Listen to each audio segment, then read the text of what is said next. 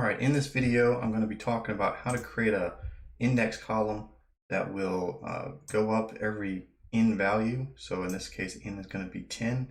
You can see here we've got 1 for the first 10 rows, and then it adds 1 for the second pair of 10, and etc.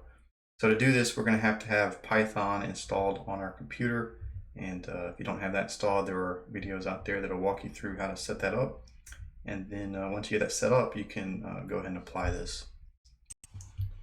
All right, so this code has two parts to it. This is the first one right here, and this is the right before the 4, then after the 4 is the second part. And so this part controls how many rows this thing's going to go down. When does it switch from 0 to 1 and then 1 to 2? And we have in up here as 10, so it's going to be adding 1 every 10 rows.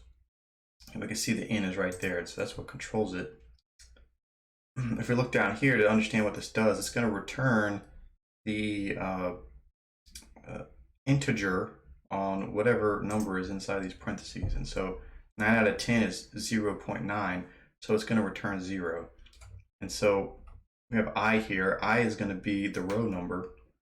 And so as this is going to go from row to row, this number 9 here is going to increase. And so at first we're going to have 0, and then once we get to 10, we're going to have 1. So I'll just run this right down here in the bottom so we can see.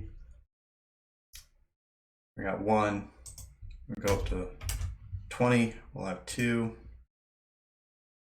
Okay, so you can sort of see how that works. That's the first part. Second part is this right here. This is going to allow us to do it every row instead of, if we didn't have this, it would just go all the way to the bottom, and then it would find whatever number int is. So for the very last row, let's say the last row was 1,000, right? It would put this as 1,000 over 10. That would be, 100. And then it put 100 for every single row in the new column. So what this does is this allows us to go row by row. And so I show how this works. I'm going to set this up, and we're going to print I. And so there's two variables here. I is going to be the index. It's going to tell us what row number we're on. And it's going to start at 0. So for the first row, it's going to be 0. For the second row, it's going to be 1. And we can adjust that if we want. But that's how we're going to leave it. And the second one, X here, is going to be whatever the value is on whatever column we define here in these enumerate parentheses. So it's going to be the same value in X as column 1. But we're not going to be using that. All we're really looking for here is I.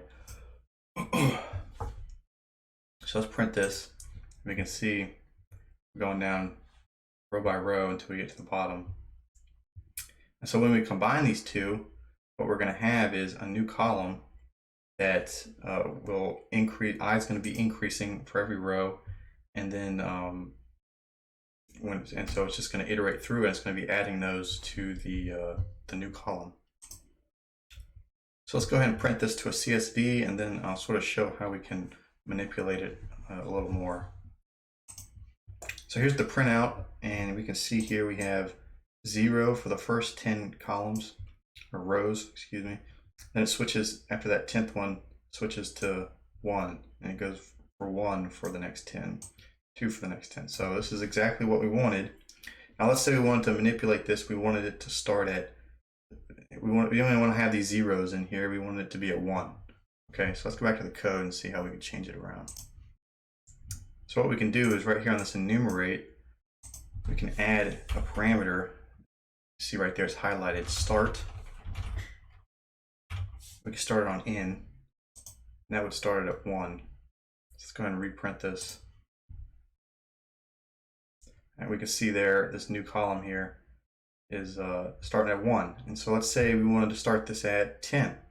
How would we do that? Well, if to go from 0 to 1, we started it at 10. In order to get this to be 10, we have to start it at 100. And so we can just times this by whatever start value we want. So let's say So we could do this probably. Let's do this. Start equals in. Let me think about this. Okay, so what I did was I put value to start at as 5, and then right down here we said start equals n times value to start at. So that's going to return 10 times 5, which equals 50. Then when we run it, we can see we're starting at the number 5.